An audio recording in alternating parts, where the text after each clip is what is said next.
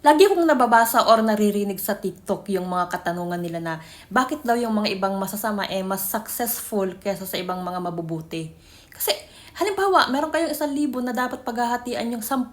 Ngayon, kayong siyam, pinapractice nyo sa buhay nyo yung kabutihan, equality. Ngayon, hindi nyo alam, yung isa nyo palang kasama may binabalak ng hindi maganda, nakaidlip lang kayo saglit, itinakbo na yung 1,000. Basic, edi mayaman na siya, kayo nga. Hindi naman kayo makapagreklamo or makapalag kasi andyan na naman yung mga negative motivation, negative positivity quotes na positive nga tingnan, positive pakinggan, pero if i-analyze mo, pabor na pabor talaga siya doon sa kasamaan. Paano matatapos ang kasamaan kung hindi gagalaw ang kabutihan? Hindi nyo pa naalala. Yung nang-scam sa inyo, minotivate muna kayo ng minotivate para mapaniwala kayong siya ang pag-asa nyo.